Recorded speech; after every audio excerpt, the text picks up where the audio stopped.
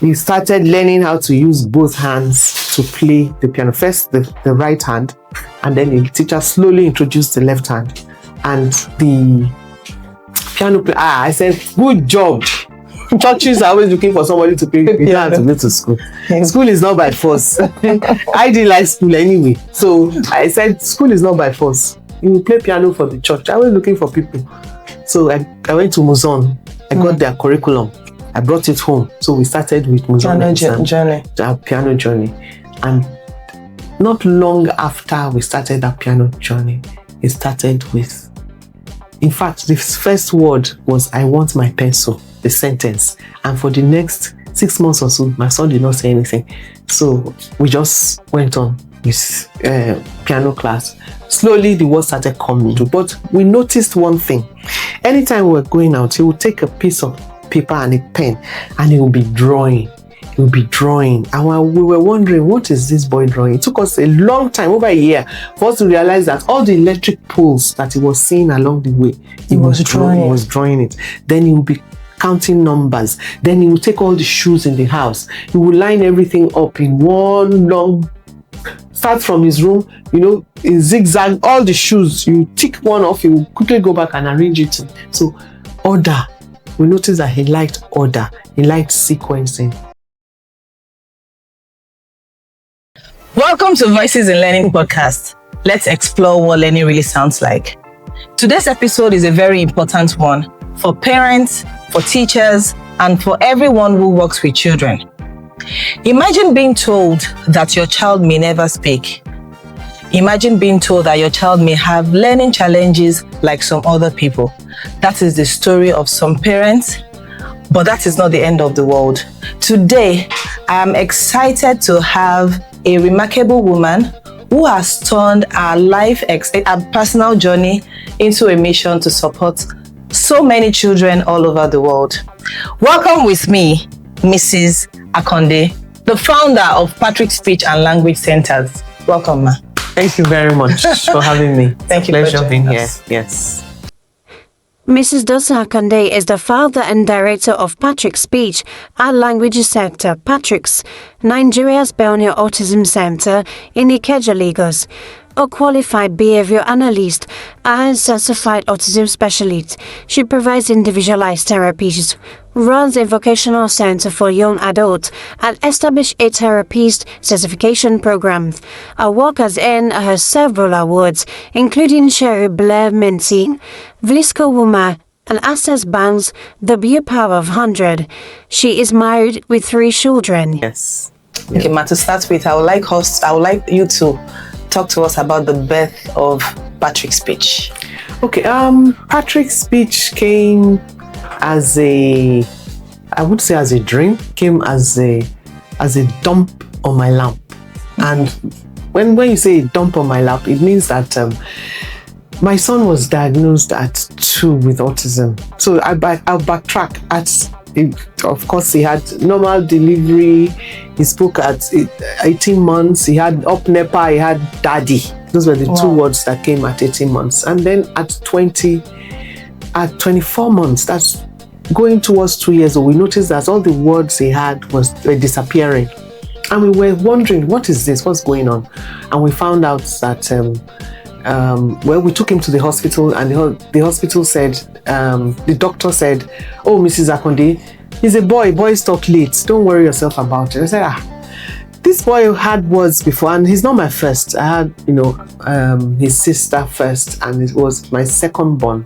So when the doctor kept telling me that, don't worry, I checked his hearing, he was hearing, we checked, in fact, there was a time we took him to ENT, they said his tongue tied, they snipped his tongue at the bottom, and still we were struggling with speech. So I met Dr. Biodun Aliko at that time, who told me that your son, Dr. I think your son has autism. That was the first time I had relief. You won't believe it. Some people get scared when they hear things like that. But I was relieved because I knew something was wrong. I could not put my finger on it. So when she told me that, I think your son has autism, I was a bit relieved. So I asked her, what is autism and how do I start it? Because I didn't even know what the meaning was. So I now went to research, and in that research they said it's a lifelong developmental disability. The child will not be able to talk, the child will not be able to go to school, the child all these things. Anyway, we had no choice at that time. So the lady said to me, there's nothing available in Nigeria. So you either have to leave the country and take him abroad, or you find a way to make it work for you here. But I can assure you, nothing is available in Nigeria. But I have a lady, a speech and language therapist, that I will share her number with you. Okay. You can use her, to start up with your son. So I quickly took the number of the lady and I started the journey with faith and some form of confidence. I'm not one that wallows when trouble comes. I face it headlong and I say, okay, what is the next step? So maybe one of the qualities I have is my Nigerian resilient quality, which keeps me flowing and going. So we started the journey not knowing how long it would be. I just said, well, this is where we are at. We were faced with this. What do we do? So we started with speech therapy, and it was still going to school. So after school, I will go to the teacher and tell the teacher, please, everything you have taught all the children, can you take him one-on-one for 30 minutes and help him with all the ones that you have done with the other children? And she agreed. The school agreed with me. They were doing that for him. And eventually, he started school. He started moving. And then they said, oh, Mrs. Akonde, he's not doing well in nursery 1. We want him to stay back in nursery 1. I said, why not? If he needs to stay back, let him stay back. Stay back another year in nursery 1, and the journey started. Everything that we needed to teach him was difficult. Brushing his teeth was difficult. Eating for Prof was difficult. Wearing his clothes was difficult. He will wear his t-shirts front to back. It will not make any difference. He will wear his trousers skewed. It won't make any difference to him. Everything was difficult, but we waded through it and we struggled. Cutting his hair was difficult. Taking to the barber. In fact, I'm not supposed to say it online, but we used to give him Finnegan syrup. Wow. For him to sleep so that we could cut his hair. Wow. So it was that difficult, to do every single thing. Everything a typical child would do normally, it took him much, much more to do. But we noticed one thing. Anytime we were going out, he would take a piece of paper and a pen and he would be drawing. He would be drawing. And while we were wondering, what is this boy drawing? It took us a long time, over a year, for us to realize that all the electric poles that he was seeing along the way, he was drawing it. Then he would be counting numbers. Then he would take all the shoes in the house. He would line everything up in one long, start from his room, in zigzag, all the shoes. You tick one off, you will quickly go back and arrange it. So order. We noticed that he liked order. He liked sequencing. So we just said, what else can we do? So we decided, let's do piano. So we went for music. The music teacher would come into. By this time, he was getting to the age of about 4. But was he talking at that time? No, he wasn't saying anything. He would just come to you. He will look at you in the eyes, then he will run. He will be pacing from one, Well, I said, this thing looks like this. You do this, boy. It looks like you're not going to talk. But it looks like your hand is working, Abby. Your legs you can walk. Okay. I got him a music teacher. We started with piano. When we started with that piano, that was when we started to see results. He started learning how to use both hands to play the piano. First, the right hand, and then the teacher slowly introduced the left hand. And the piano player, I said, good job. Churches are always looking for somebody to play piano to go to school. School is not by force. I didn't like school anyway. So I said, school is not by force. You play piano for the church. I was looking for people. So I went to Muzon. I got their curriculum. I brought it home. So we started with Muzon piano journey. And not long after we started that piano journey, it started with, in fact, the first word was, I want my pencil, the sentence. And for the next 6 months or so, my son did not say anything. So we just went on with piano class. Slowly, the words started coming. By age 5, then I had another baby, and my other baby was very troublesome. He won't let him rest. He would talk at him, and one of the words that came out was "leave me alone." You know, so we started to see words, and then something remarkable happened.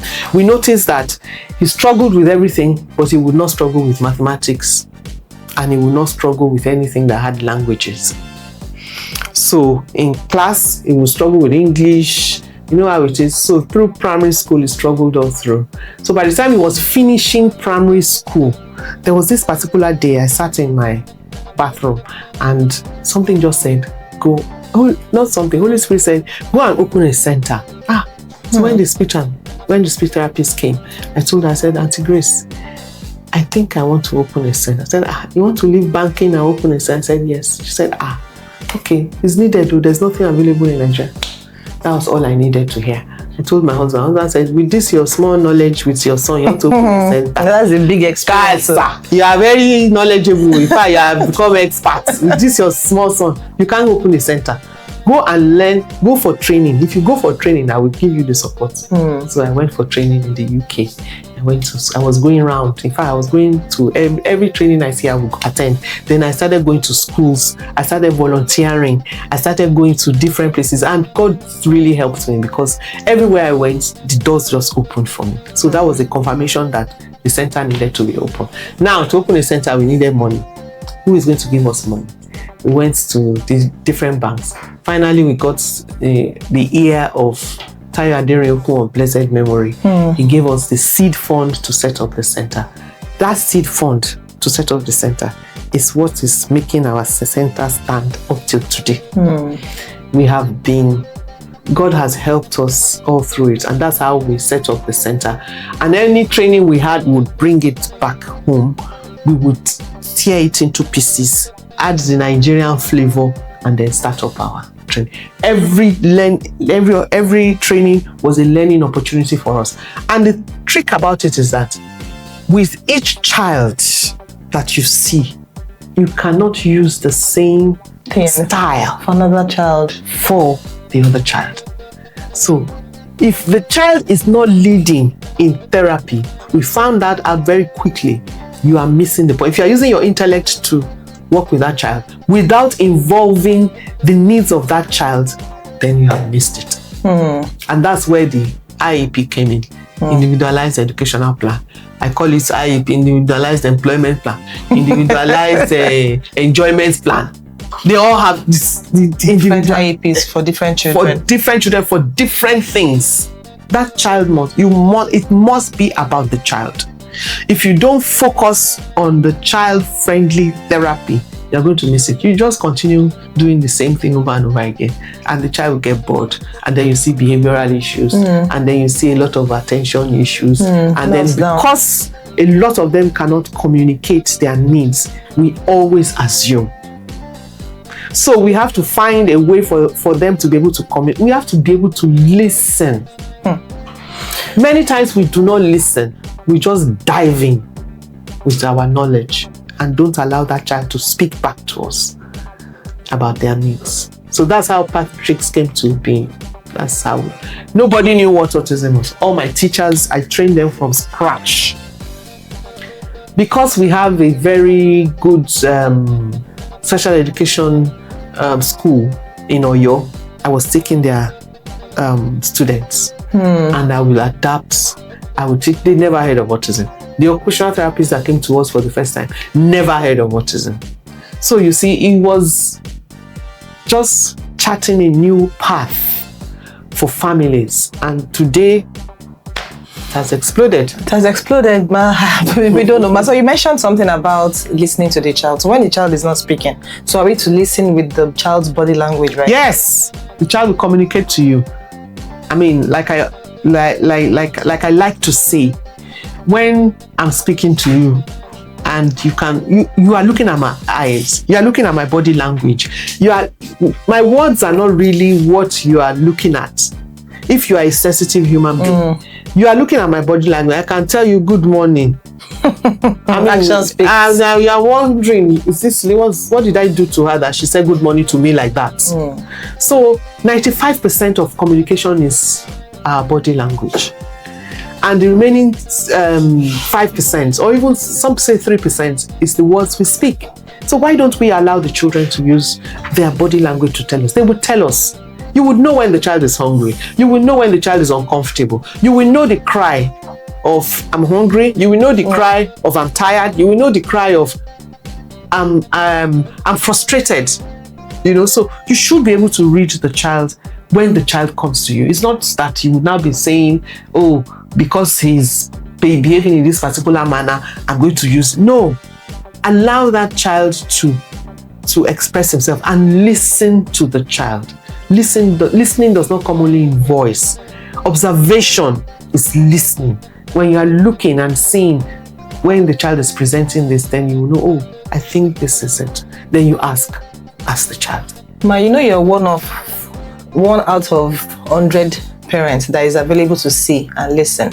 So for parents that are very busy, and it's not everyone that will be passionate about leaving their jobs to understand, even though I've heard about so many parents that decided to work on this journey with their children, like as in they left their 9 to 5. So for parents that are very busy, how do they get this support? You don't have to leave your job. Because I left mine doesn't mean everybody has to leave their job. Your responsibility as a parent is to spend time with your child. Find time. You cannot say you are busy 24 hours in a day. You must find the time. Either over the weekend, during the holidays. I mean, COVID was a beautiful time for us. Many people were complaining, COVID. Many of the children had never seen their dad in 24 hours. They saw their family right on during COVID. COVID was a beautiful time for us because it made many fathers that were in denial realize that, oh, so this is what my wife is going through. Oh, wow, I didn't know that. Many mothers that didn't have time for their children understood what it meant, you know, to be able to care for the children and what the therapists go through when they come into the home. Because some people believe that the therapist that comes to the house is not doing anything, especially when they don't see results in 6 months. 6 months is nothing. It took me 4 years to find the word of my son back. And I'm not going to say I was a very patient mother. I was a very caring. I stood and listened. I did not listen half the time. My 5 fingers worked for some time. Yes, doing the work he needed to do. And for me to realize that 5 finger was not working, it took me a long time. Every small thing, I will smack the boy. Every small thing, I'll smack the boy. So when I come back from work and I want to, you know, extend my hand to hug the boy is already moving back because the only thing that this hand was doing was spanking the boy. So I realized very quickly that these 5 fingers were not working in terms of, you know, helping that child come out of it. The only way it will work is helping me pull that child back towards me and embracing the child and telling the child how loving he is and how proud I am of the little improvement that I've been able to see in him. So you don't have to leave your job. The child has to be in a what they teach us in therapy is least restrictive environment, meaning that you don't restrict that child too much. The child has to be in a loving environment, accepting. That's the first thing. That is a major problem in Nigeria. If you do not accept, there is no way you can get a release. You have to accept that this thing is, okay, this is here. Okay, how do we cope? What do we do with it? With what is right before my eyes? What do I do with it? How do I help him? How do I support him? You know, what we are seeing now is that some of the children that have we say recover, we say rescued, we say that have gone on to be full and functional life. Many of them don't know that they were ever on the spectrum because their parents never told them and they didn't want them to, you know, feel that they were different from the other children. But then they grow up and they begin to have anxiety because no matter how much you try to shield those children, their character is different. My son today is a professor of mathematics. Sorry. My son today is a doctor of mathematics. Wow. He has a PhD in mathematics. We are still begging him to be a professor. But his character is not the same as the other person. You would, if you interact with him long enough, you would know he's different. How? Because he still has his mannerisms that would tell you that something is, it's not only, like I said to you, it's not only words, it's body language. He still struggles sometimes with communicating freely. Sometimes out of context, he would say things out of, but put mathematics, put physics, put all those things before him, say walk over. Does he play piano? That piano, he rejected it. Because he said, I forced him. You forced me to play the piano always. Mommy, you need to go and learn how to play the piano. You forced me to play. So that piano, when I say, Prof, please, can you play the piano for me? He said, oh gosh, this woman has come again. He doesn't play the piano. Oh. But I know he will play it in his good time. So he compensates for other things, like his spacing and everything. His energy level, he goes to the gym. He must go to the gym to dispel the energy that is within. If he doesn't go, he will tell you, oh, I feel rusty. I need to use the gym. You see, so those are areas where you know is okay. The introvert, the person that is introverted, is he not different from the person that is an extrovert? Sure. So he has his own character trait that will tell you that, oh, something's different. He's a different person. He's just lucky to have you to help him support that lifestyle from the beginning. It's just lucky that it's just blessed that we were very hands-on. My husband and I, very, very hands-on. And we did not for one day think, oh, is Jesus, somebody down the road. Yalagbaja was the one that rubbed my head. We were not on that stage. True. We didn't go through that route at all. We focused on what we wanted to do with him. You know, we prayed. Don't say that prayer has its place, yes. But therapy and a loving environment is the most important thing that you must put in place to support that individual. So how early can the parents catch this? What are the things to look out for? So from 18 months, you would know. Some children don't sleep. Some children have problems with hyperactivity and attention. Many of them do not speak. So that's the first port of call. So that's why every time they bring a child to us, we always say, have you done a hearing test to rule out the fact that the child is hearing? You know, so that we can know that if the child is hearing, then we know that we need to deal with other things. Sensory overload. When the child has problems with sound and noise, covering their ears to loud sound. My son used to cover his ears when the sound was too much. You know, he would do this all the time. But when they begin to emerge, you see that all those they are desensitized. So the first thing is that the child is not speaking. The child doesn't have eye contact. Rather than look at you, the child looks everywhere else but you. Then social interaction, not playing with other children. Very true. If we are 3, 4, when my son was growing up, 3, 4, 5 of us come into this room, you just look around, you won't find him again. He has gone into his own. But he was doing that when he was a baby. He was playing with everyone when he was... That's what, now I'm telling you as a child, not now. No, I mean, when he was younger than 18 months, was he playing, like play with people and all of that? I didn't really notice that because I didn't. You were not expecting I wasn't expecting anything. So I didn't really see, and we weren't particularly an outgoing family. My husband is an introvert, very introverted, likes his space, and I'm the extrovert. I love to go out. I love to do everything. I love to talk. I love to, interact. So I didn't notice. But when we noticed that by the time, I would say from a very young age, from when he was about 1 year old, we noticed that when 2, 3, 4 people are coming into the room, we just kind of cannot find him anymore. I've lost him at the airport before. I was going crazy.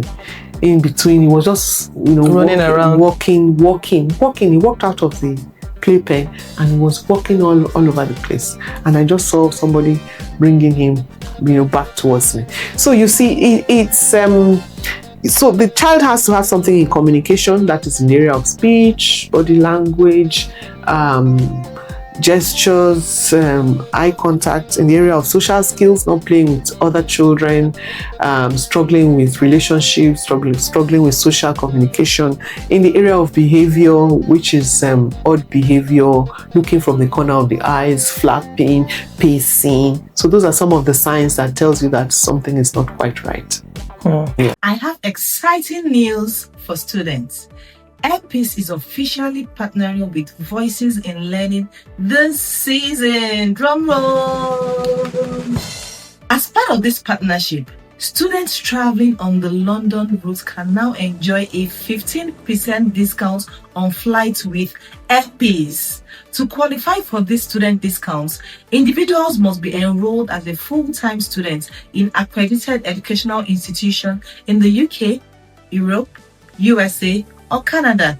This initiative is about supporting dreams, easing travel for students and families, and making global education more accessible. For more information, visit www.flyairpeace.com or click on the link in their bio. Thank you.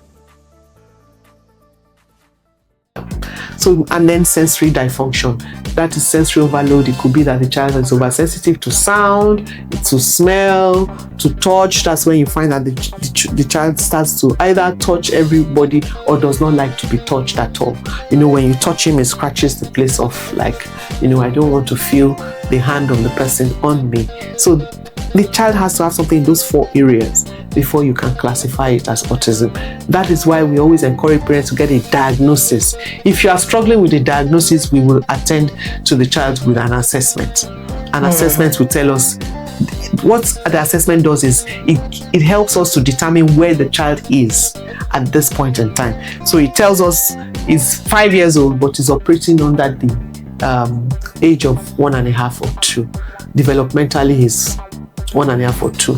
Meanwhile, chronologically, he's 5 years old. So that's what the assessment will tell us. So it helps us to know where to start from and then where we need to be at every point in time. So how early can you also get a diagnosis?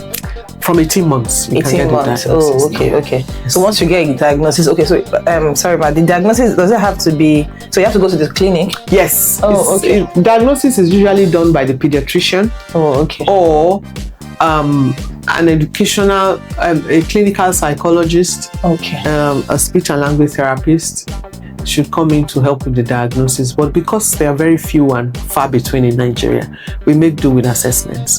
The assessment tells us where the child is at every point in time. So after assessment, we just get into therapy. Yes. Okay, from your experience and from the kids you've supported all over the world, will you say you have records of kids coming out of this situation? Oh, yes. One of my children speaks 3 languages now. Speaks Dutch, English, French. Wow. So many that have gone on to do great things. Wow. Oh yes, it's not only Prof. Prof is not the only one that has excelled. One of my children is just about to graduate from secondary school. There are so many. Where do I start from? There are so many. But the journey continues because their emotional state is different from everyone. It's a different brain. Typically, that is what it is. It's a different brain.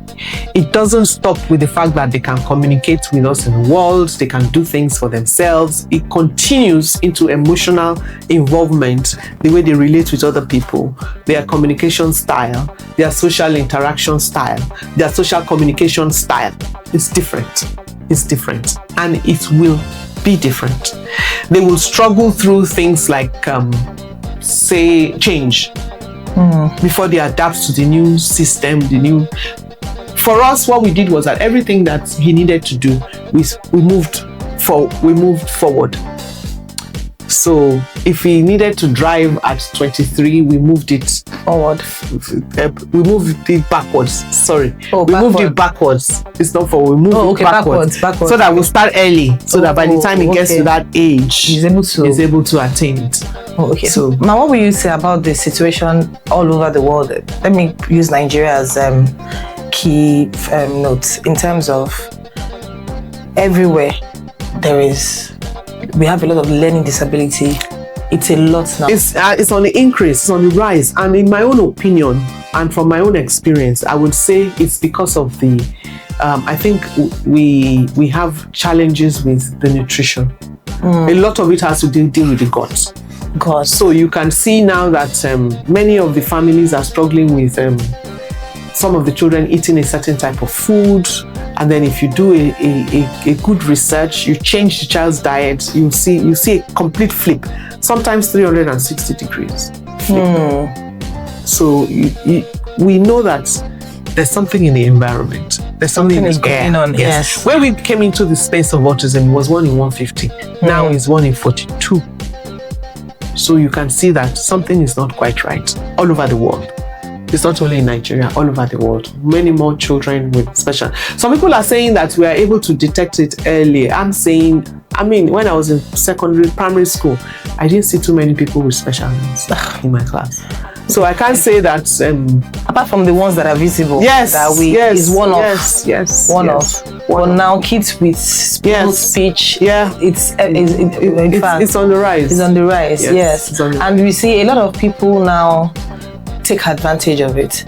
So when I'm trying to recruit for parents that needs a therapist, you get CVs of people who had gone to school to learn something for 6 months, and now they call themselves therapists.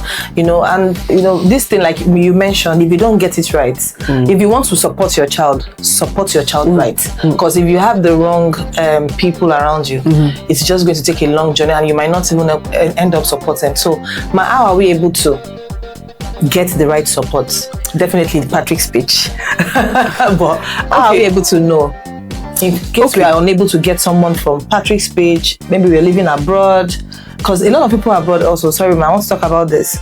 So I've seen people abroad send their kids to Nigeria because they feel there's results in Nigeria. And the kids get to Nigeria, they start talking. And there's a lot of difference. So now I know that we're getting something right in Nigeria. So how are people able to get those things right?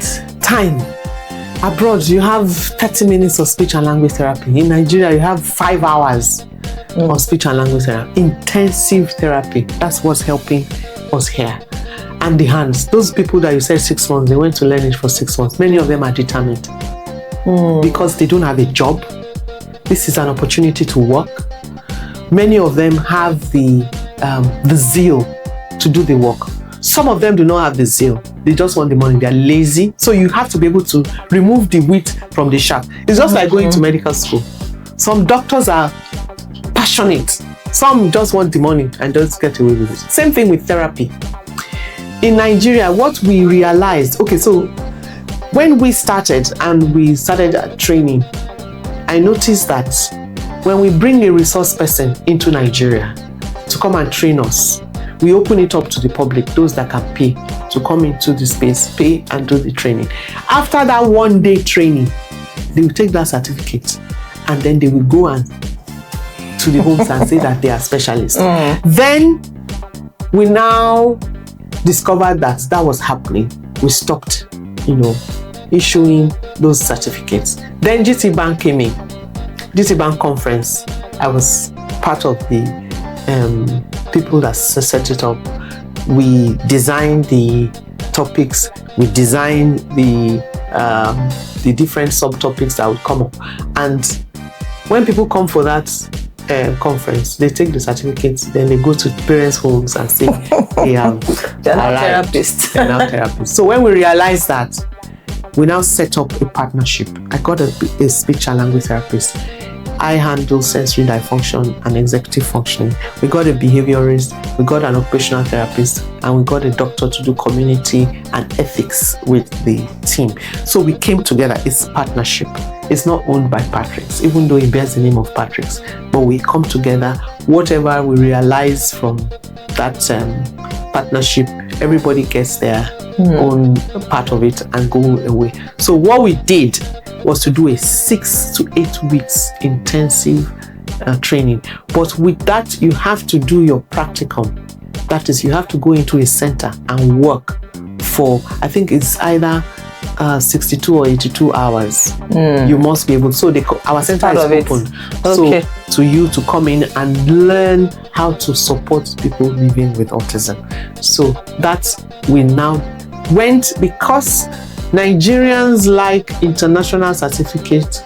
We went abroad and got the certification and brought it back here. Oh, good. And yes, so we use that certification to certify those in the field. Now, what did we create? We created a community of people that were willing to do the training and get the certificate. What did we realize? We realized that after that initial certificate, they do not come back for recertification, which is a mandate. Every 2 years, you must be able to come in. You must be able to do your continuous professional development, which is important. Very important, because that is the way you learn more about what is happening. Our community is fluid. Our space is fluid because things change every 5 minutes. Yes. So we know that, and we encourage you to do your CPD and then come back to us and do a recertification. We'll issue you another certificate for another 2 years. Many of them, because of the monster that we have now created in the field, that everybody now has a certificate, they now go in, recruit people from the roadside, do 15 minutes training with them, and send them to school. Schools are guilty. They're guilty because they don't ask for the recertification. Which they should, because they should. Abroad, whenever you take a course, you pass the exam and they give you certificates, it expires. Yes. Especially even those, as in courses that you don't even, that's not as serious as in dealing with children, you know. And if you don't come back for certification, once they catch you, you are never you're never going to work again. If you go to our website, if you see X on the face of the person has not recertified. So it's easy for parents to go and check who is certified and who is not. Especially when they say they are coming from Patrick's Speech. Exactly. Especially when they say they are coming from Patrick's Speech Training Academy. And the reason why we expose them to all areas is because if you cannot handle a particular situation, refer out. We always say it at our training. It's not all situations you'll be able to handle. There are some that are above you. Refer them out. Refer them. We have teachers, we have Patricks. We also refer out. For instance, if they bring a child with cerebral palsy to me, I refer out because it's not my expertise. And I know it, and I know my limitations. I refer out. So why don't you refer out? Well, because first the parents have spoiled them. They earn a lot of money.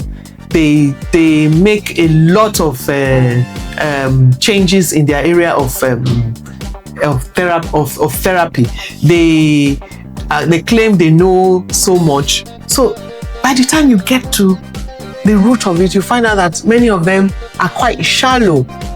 Okay, the parents have spoiled them. They have spoiled them. No. When you're recruiting, I was trying to recruit someone for a family. So I reached out to a lady that has this certification. She said she's very good with kids on the spectrum. So I reached out to her to say, I have a family that also needs someone like you. Can you refer someone? And she asked me, how much is it? I said, I think I told her 400 or 500K. And she said, that she doesn't have anyone that can accept that.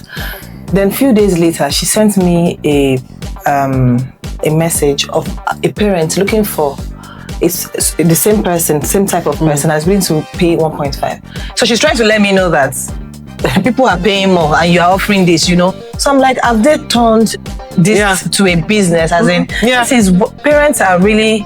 If parents are paying for this and their child starts speaking immediately, or you have wonders, you're performing wonders. Yes, parents would. I know a lot of parents that would do anything just to see their children speak and come out of this, you know. But you're staying with them. They're taking care of you. The child goes to school, so you only have time to stay with the child after school to perform wonders, you know, and you are milking them just because you feel you have. So those are the some people that we have out there now, because some parents also feel, I'm not available, I'm giving you this child, do whatever you want to do, you know. So this has made this particular, what would I call it? This particular area business for some people. Yeah. So that's what we have, because our training is forever full to the point that we are rejecting some people. Forever full, because they know what they are getting from that training. It's a full package. There is nowhere in the world, since I've been doing my training, that you can get the kind of training that we give. Some people say they want ABA. We don't do ABA because we know the limitations of ABA. So we just use some of the principles in behavior modification. And let me tell you something very pertinent, and I'll say it here. If your child can get communication right and get sensory dysfunction right, you will not see behavior. So all those meltdown, you will not behavior see issues is something is communication, sensory dysfunction, which has to do with OT, and as well as reflexes, reflexology. If you do reflex exercises, you're able to desensitize or a lot of the oversensitivity that the children carry. And what's the reflex exercise? Reflex exercises are exercises you do to help. Sometimes we have what we call retained reflexes. So when a child, let me give you an example. When a child is born through cesarean section, most of the time they retain those reflexes. What are the reflexes? The scared reflexes. When our children are born and we hold them with one hand, they are our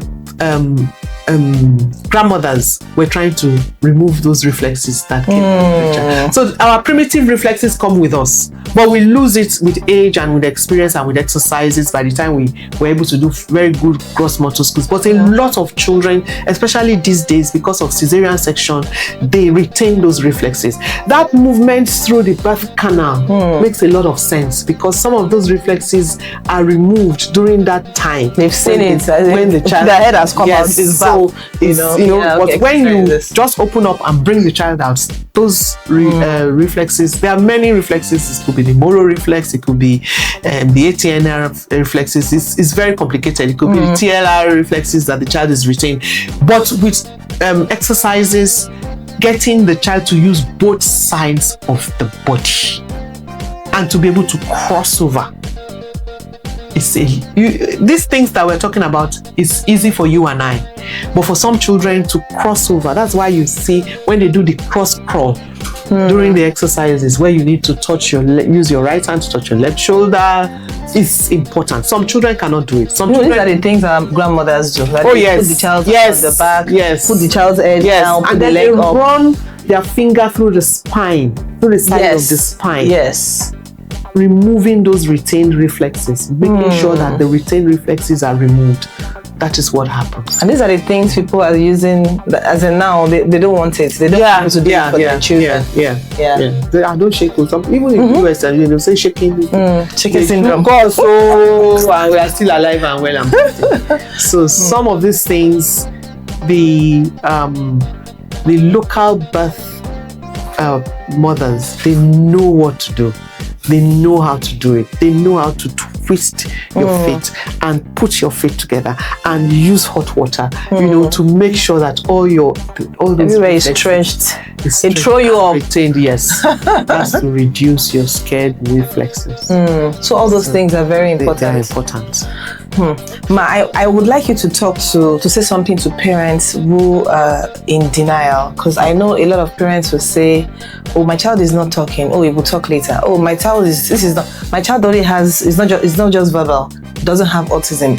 So some people think, because I also read that autism is not a death sentence. Like people like you've been able to walk through to be successful on this journey. So some parents, just because they don't want people to see them in another type of way, they don't take their kids out, they don't want people to see their children, they don't, so how can you support these parents now? The only support I can tell them that time is not our friend. It's good for you to cry. It's good for you to wallow in pity, self-pity. It's good for you to be depressed, but for a while, please shake yourself. Shake. Please, because time is not our friend. Time is not our friend. Every year the child loses is an opportunity to recover from whatever it is. And let me say it here, not all children that cannot speak have autism. Some of them are delayed in speaking. That's just it. and they need a lot of help in making them use their words. Reading is a beautiful way to start up. When you start to teach the child how to read, that child is able to listen to you, is able to be attentive, and then you ask the child question, no matter the age, whether the child can speak or not. Encourage the use of the Peter pointer. If a child can point, that means the brain is directional, that means he has coordination, that means the likelihood that he will speak is very high. Encourage it. Use hand-over-hand prompting to allow that child to use his Peter pointer to point at the answer. Ask questions. Give them choices. Give them an opportunity to express themselves. Let them have the blue shirt and the green shirt and let them choose. Even though you know the one the child is likely to choose, allow him to choose. And even if he's struggling choosing, you use his hand to choose, and eventually he will be able to choose the one he wants. Encourage it. Choice. It helps us to understand what is in that mind, what is in the mind of that child. So, these children we're talking about now, so in terms of education, what is your advice for parents in terms of taking them to schools or centers? It depends. If a child has so bad of sensitivity that he cannot cope in a mainstream school, use special school for him. Special school is not a death sentence. It's only for a while. We have transition class. They pick habits in special school. If a child picks habits, clap for the child. Fantastic. If that child can pick a habit, that means that child can learn. So it's now for you to redirect whatever that habit that child is picking up. Somebody else is going to pick up the child's habit too. So how do you know a child cannot cope in the school setting? You would know. It's black and white. If a child is not if it's in class, is not learning anything, in the same class, 1 year, 2 years, 3 years, the same thing, not learning at all, the child doesn't belong in a mainstream school. I know so many schools don't ask children to repeat now. They would rather say come with a shadow teacher. Yeah, that's what we're saying. If the child is learning with the shadow teacher, beautiful. We must know that the child is learning. That's the only thing that determines whether the child should be in a mainstream school or in a special school. If the child is not learning, please take him to the special school. Let them find his specialty. Academics might not be his specialty. It could be that the child is very good with vocation. There's a young lady that came to us at 7. We taught all the ABC, all the 1, 2, 3, all the reading of this one, nothing. We introduced her to sewing. She will sew a dress for you a day. Find what they can do, what they love to do, and what they love and enjoy, and use it as a means to open them up. Some of those children, by the time they come to us 1 year, 2 years, we see that they are academically inclined. We quickly move them away from the beginners class, throw them into the transition class. They go to school 3 times a week, come to us 2 times a week. Before 6 months, 1 year, we let them go fully into the mainstream school. Not all children will learn in mainstream school. No matter, as the international community have been screaming inclusion, go there, you will still find special schools. And that is because we must not kid ourselves about it. We must let's be truthful to ourselves, be honest with ourselves that there's a possibility that this will do this. I usually have questions for people that come on the podcast, but I don't have questions for you. It has been interaction since we started because I've also learned a lot, and I'm also going to spread the word because I have few people around me. In fact, I have a community where I talk to parents, and I can tell you that 5 out of 10 parents will say, oh, my child is not talking, what can I do? So now I have an understanding that, okay, please, I'm not a specialty in this field. This is where you have to go. So for parents abroad, especially, if they want to experience Patrick's speech, how do we go about it? We are available. They can come to us. We are at 13B Remy Fanikaude. If they don't want to come to Nigeria, we will not do online. We will not waste their money and their time to do online. We don't encourage it. Only if they can give we don't encourage it. Even consultation, to have a conversation. To have a conversation, you can call us. I mean, you can call me. I consult with all parents for free. I don't even charge. I don't charge a kobo. Why should I? To me, it's a calling. If you need me, there are parents that call me from the blues. They keep me on the phone for 1 hour. It's fine. If I have time, I'll speak to you. We'll talk it out together. We don't, even coming into Patrick's to discuss at the initial stage, we don't charge. Wow. So it's not, in my own opinion, you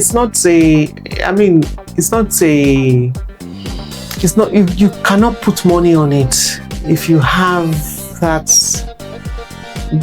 much interest in seeing the children evolve. They can call me, they can call the school, we can discuss from time to time. We are always available to do that. The only thing is that our fees, we realize that we are just charging nonsense these days. So our fees your fees are what, ma?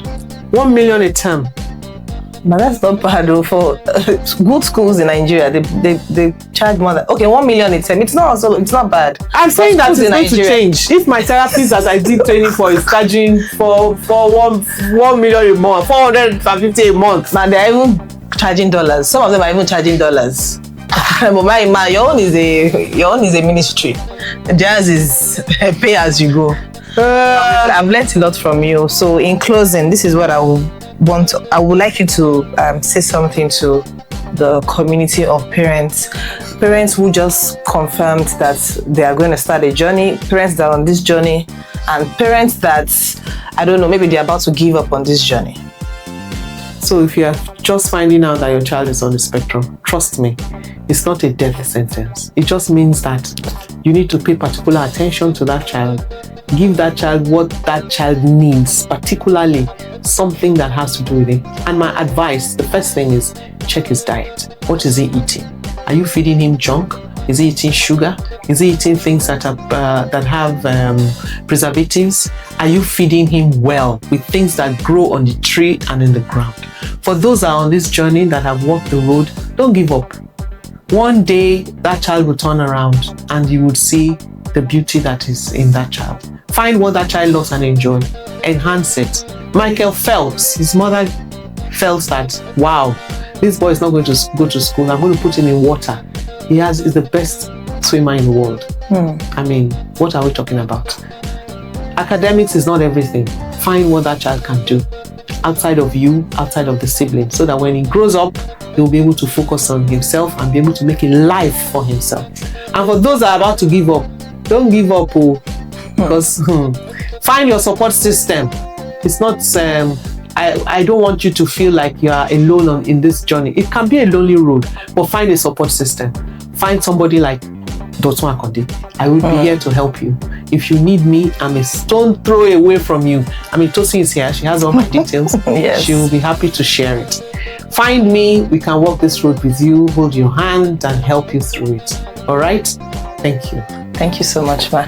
Thank you for joining me on Voices in Learning podcast. I would love to know what stood out for you. Connect with me, share your thoughts, and let's keep the conversation going. Until next time, let's keep exploring what learning really sounds like. Thank you.